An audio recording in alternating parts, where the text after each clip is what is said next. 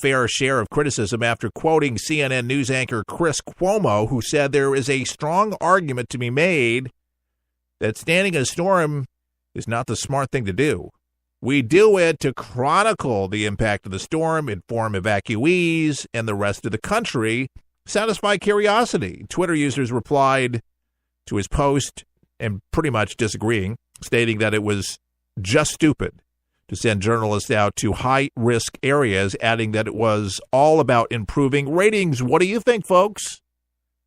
All about ratings, or you think it's a smart thing to do? Weigh in on For the People Show today on Facebook, or log on to forthepeopleshow.com and email us and let us know. But our Twitter, Talk to Keith Allen on Twitter. What do you think? Is it a smart thing to do? You want to see people out there, your favorite journalist out there reporting on things? I mean, this weekend, certainly we're seeing gripping coverage of the hurricane, destructive force winds, and reporters braving the worst of the storm to deliver hard-hitting news to you, the loyal viewer. May have been enjoying a nice cup of coffee or cocoa yourself, seeing them take a lashing and maybe thinking better them than you. But do you ever wonder, though, if they really want to be there? Some of them seem like they're enjoying it. A lot of them just don't, but it's their job. They send them out to these locations because they want people to watch them. I think it's ratings. I think a lot of people weighing in on this. Kenny Harmel said that why do the news, these networks, why do they see the need to put these reporters out there? We get that it's really windy and it's really rainy, so why don't we just say those things and use the cams that are out there to see it for ourselves? We don't need people out there. You can just look at what's happening there and have several cams. And there were cameras. There's news stations that put them out there. There's battery-operated, items. Why risk a human life? I see it. I think it makes sense. But that is an interesting question. To me personally, I always kind of say to myself, man, I hope that person doesn't have something, fly into them or hurt them or, get ran over or something like that. Sometimes they're not paying attention. Their photog is. And if they're limited staff, it's just the photog, and both of them can be hurt. And maybe they have, a bigger crew out there. It's dangerous. It's dangerous work. There's no doubt about it. Somehow they find a protective space. They know where they're going, where they're going to stay. But there were people embedded out in the Keys. You wonder where they stayed, how they survived when other people weren't so lucky. And apparently they're expecting to be several deaths associated with the storm there in the Keys. I mean, it just looks like a literal war zone, like a bomb went off. It kind of reminded me when I did a report for SRN News back during Charlie, when I actually drove to Punta Gorda and surveyed the damage. That's kind of what it looked like in a way, a small swath, but an aerial photo that was taken today that you may have seen today of Key West. That is some massive devastation there. That is going to be a lot of money. And a lot of folks, they're living in trailers, they're living in RVs, and they're just not constructed too well, are they? They're really not. But these seem to be the ones in Florida. It's just because it's cheap. It's cheaper. It's cheap living. It's the freedom of the open road, the RVs. You can travel down, travel back. But then you get these trailers and people live in, and they're not houses. They're not. And there was one engineer, I got Cloyd Peterson. He's done a lot of work for the People over the years. And he'd always jokingly say, and I don't believe this to be true, but jokingly saying that God hates mobile homes. Because it's always the mobile homes that get destroyed. It always just seems that way. There's a lot of them, folks, and we just say a prayer for those. Hopefully, they got out of those homes and got into a storm cellar, or one of those evacuation bunkers, because there are some in Key West. But hopefully, they did make it out, and hopefully, the death toll is not at a crazy number over there. But we're definitely looking at those photos coming in and video images coming in as communication has been cut. But there are scammers, folks, that I'm reading about that are coming to the doors and gunpoint. Some have been arrested, some have been successful. And then price gouging. You would think after Pam Bondi came on the first time, our attorney general here in Florida, to tell people to stop doing it. They're still doing it. They're still robbing people and take advantage of people, retailers, and there's thousands and thousands of calls that have come in, and best bet they're going to be investigated, and they're going to be, what is it, per sale? Maybe like $1,000 fine per sale by gouging people for water and for gasoline. Chevron here in the state of Florida was gouging people, and she was going on the air publicly condemning them, which I'm saying good for her. Good for her. I'm so glad that she has the guts to stand up for Floridians. As Attorney General, I thought that was remarkable. But thanking God that she's doing that and doing a good job, because we just don't need it.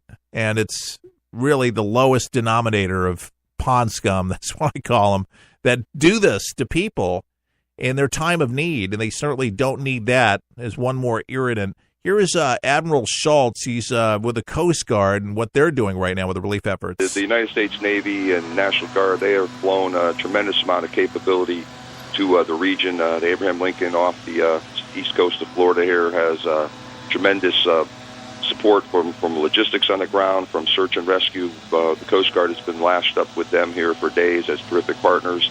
They will bring, I think, a very stable, visible presence to the Keys. Was with the governor and the TAG, the Adjutant General, Major General Mike Calhoun yesterday. The National Guard is fully engaged.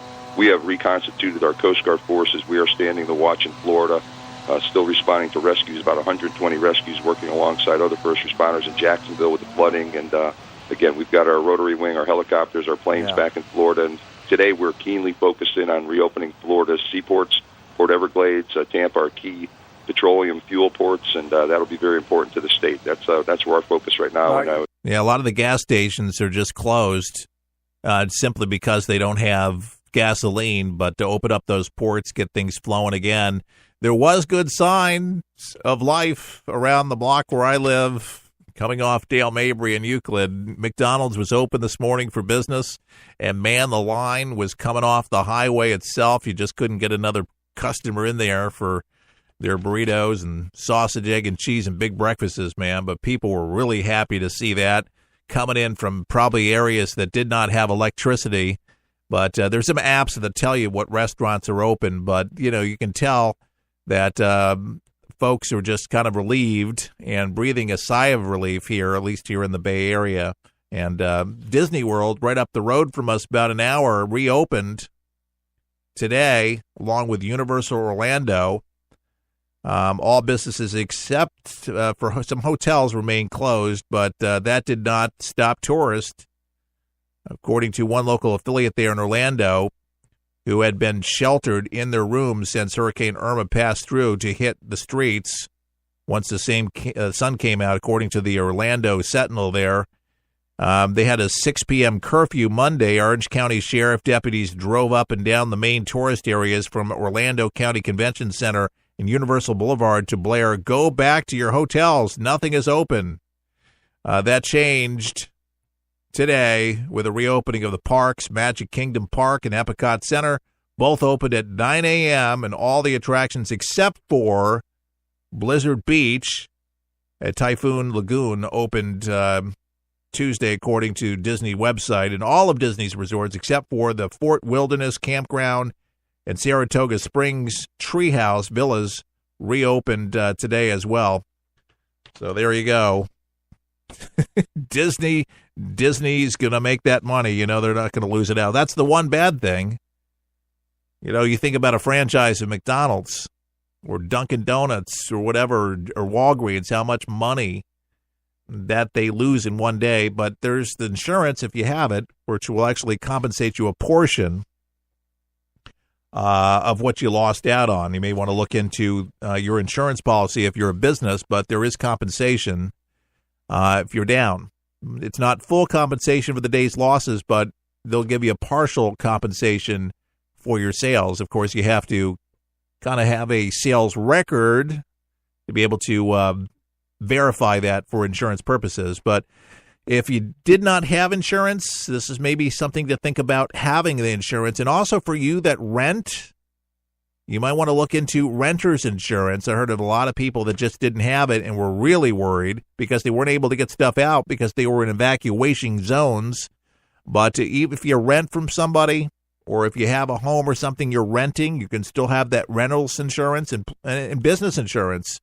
So look into it. Understand that there's a big surge of insurance companies looking to cash in on this opportunity. So just make sure that you do your due diligence when you're looking into being insured, because not all of them are one size fits all. You just want to make sure you're getting enough insurance and not paying an arm and a leg when you don't have to.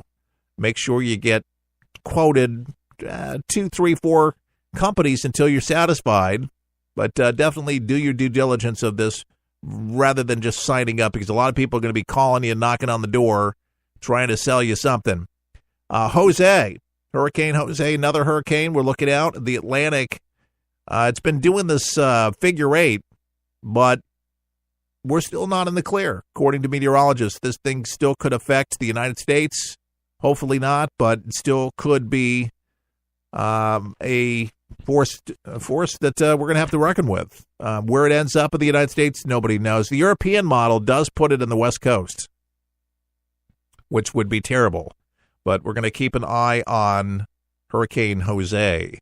4-time World Series champion Darryl Strawberry was joined on Fox Business on Tuesday, which is today. I'm looking up. It's not Monday. It feels like a Monday today. But he was discussing the NFL anthem protests. Darryl Strawberry, yeah. The national anthem stands for what America is all about, regardless of what's happening, he told Dagan McDowell on Mornings with Maria. NFL free agent quarterback Colin Kaepernick, he was sparking the debate during the 2016 season, as you can probably recall, with the San Francisco 49ers, when he refused to stand and has been doing this, and a lot of people have been following. I would tell them, this is Darryl Strawberry, really leave the politics alone as far as your job. You go out and do your job and play sports, because you only really have one time window open to play sports and have an impact in sports is going to pass away. But what legacy will you leave in life? And that's the most important thing, Strawberry said. Former New York Mets and New York Yankees player also discussed how he would have reacted if it was his own teammates. He says, while everybody is entitled to stand up for what they believe in, it's important for the nation to work together, he said.